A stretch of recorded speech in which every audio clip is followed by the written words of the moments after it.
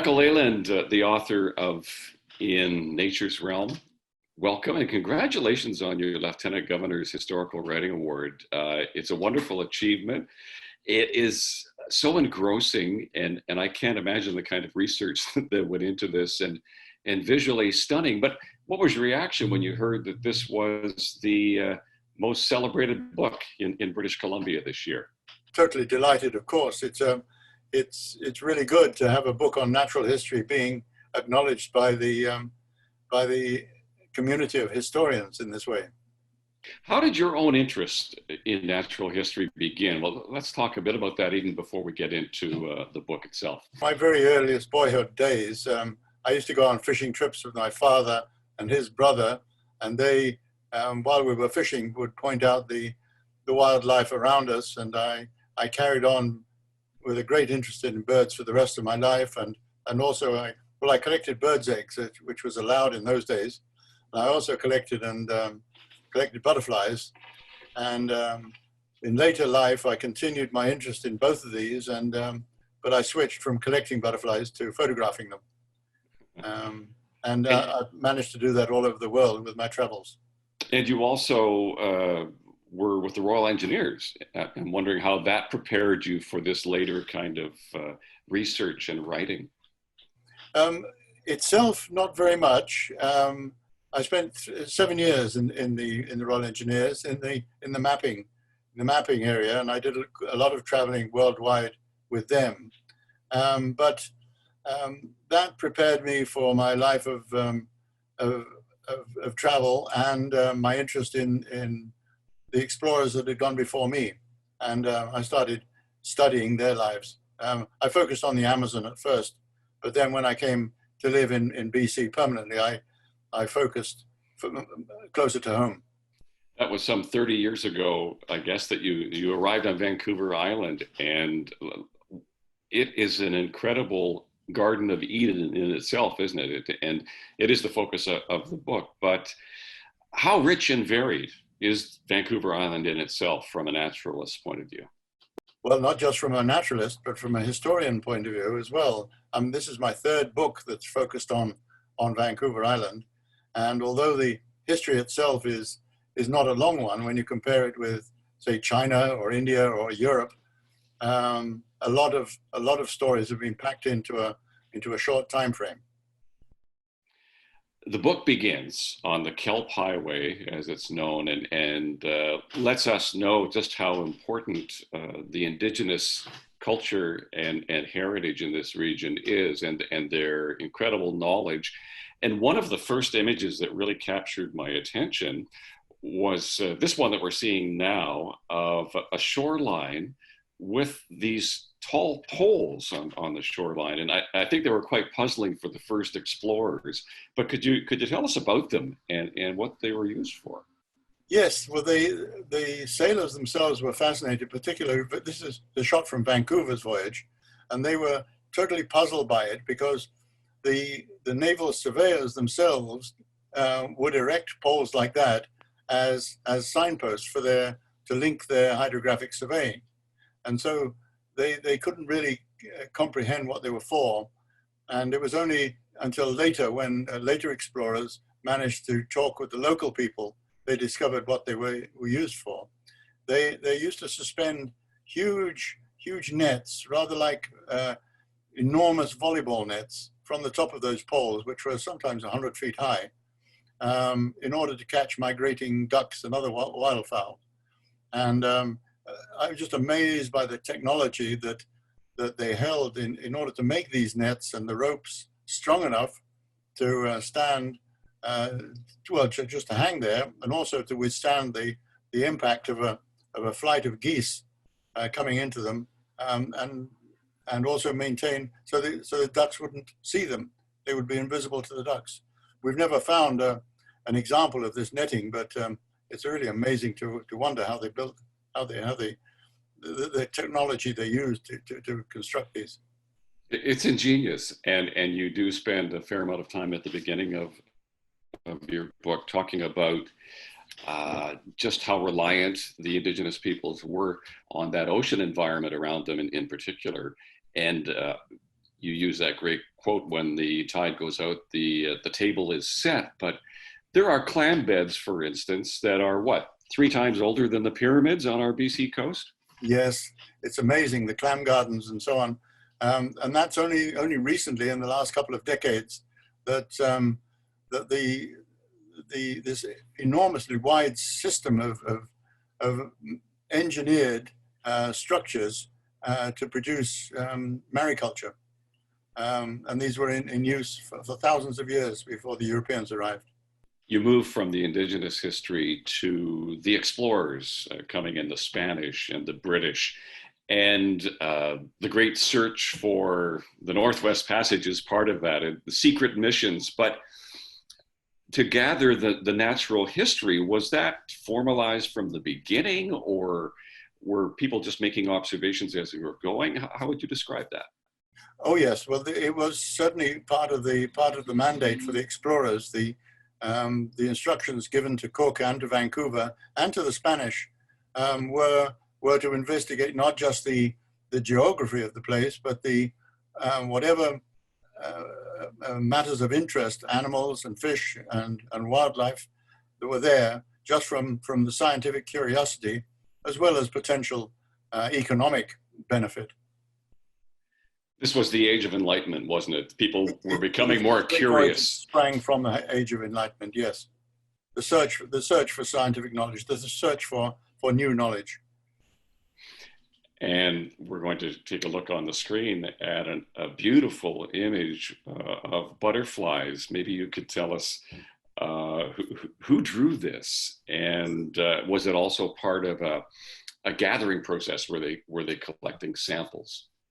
Well, this sprang from a worldwide or an important scientific expedition launched by Spain, launched by the King of Spain to the New World. He wanted to investigate it from the spirit of enlightenment, and these butterflies were drawn by a Mexican called Echeverria, who was seconded to the expedition when they came up to Nootka Island.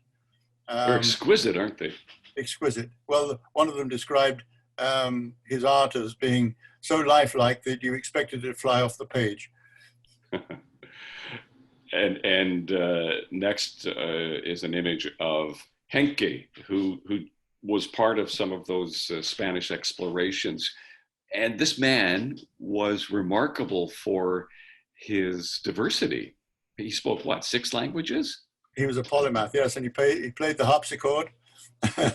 He could do everything. He was seconded to or given as a present to the King of Spain by the Emperor of Austria as a scientist to join the Malaspina expedition that came to the New World, and only incidentally came to this coast. It came to this part of the coast. He went to Nootka, didn't he? He went to Nootka, and he went to Alaska as well.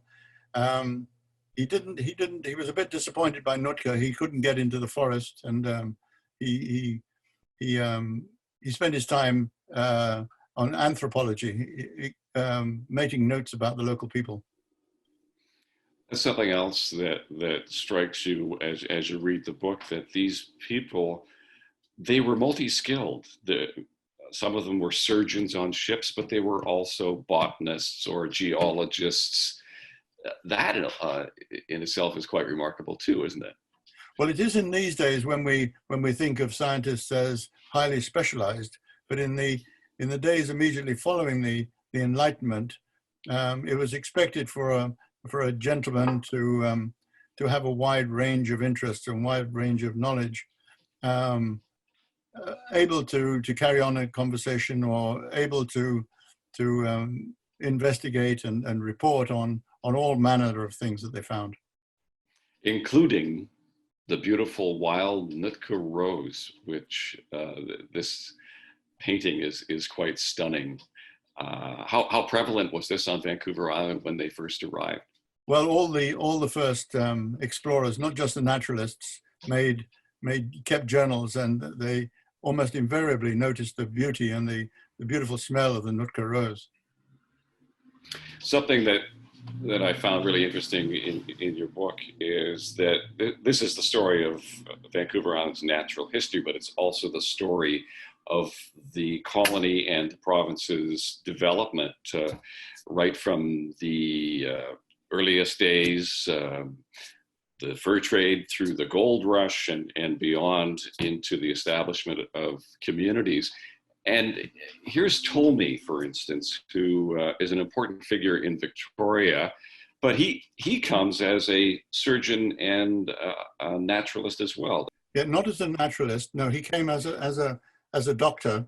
He came to Fort Vancouver initially, but there was another doctor already there, and so he was sent out to one of the outstations as the manager of the fur trading post. And he quickly showed his management skills there as well. And so he was steadily promoted through the Hudson's Bay Company and became a chief factor, which is the highest rank they had.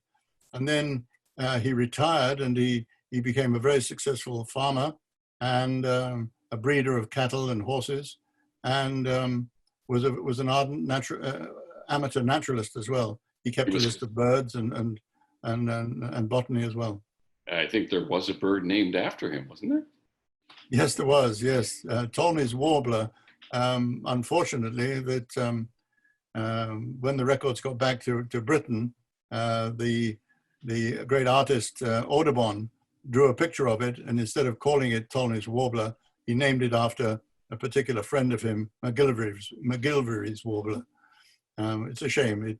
It would have been nice to have him recognized as a fairly common bird, a well-known and well-loved little bird. He does have a mountain named after him, doesn't he, near Victoria? Oh yes, indeed. that was his farm, in fact. Yes, and he became a politician in the legislature in later years. A very important man in our history, yes. And someone else who came from afar initially, John McGowan, who originated in County Down, which is where some of my folks came from once upon a time. Oh, that's good.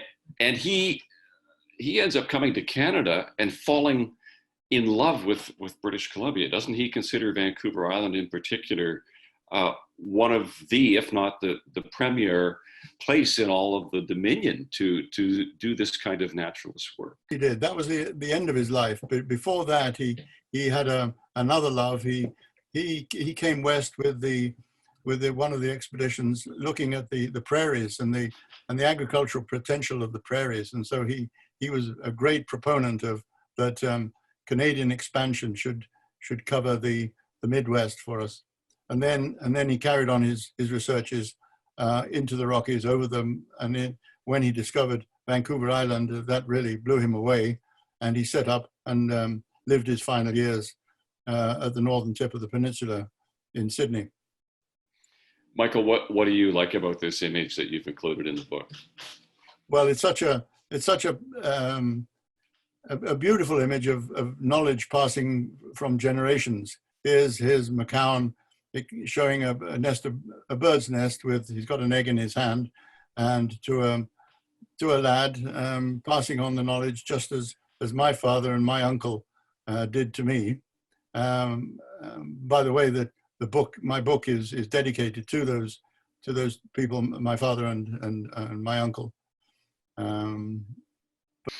The images are quite stunning, and there's another one here that really caught my attention because I imagine it perhaps rising to a fly, and that is the steelhead.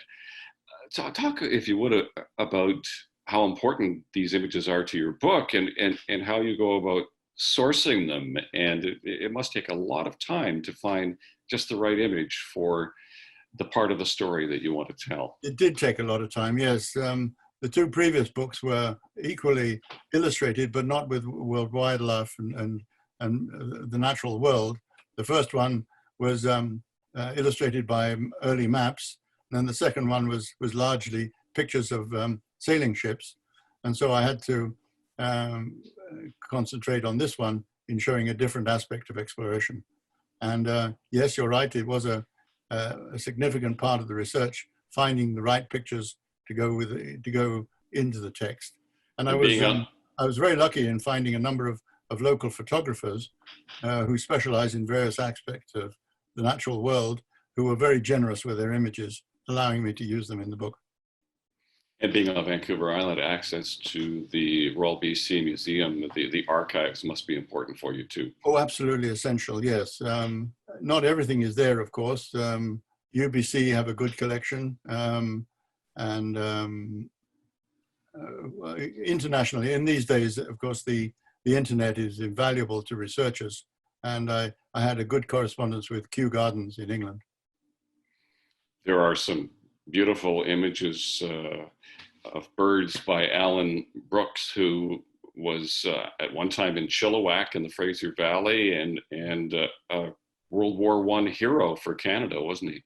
A marvelous man, yes. Unfortunately, I had to cut the book off somewhere, and I cut it off before he came on the scene, but I wanted to include some of his wonderful pictures.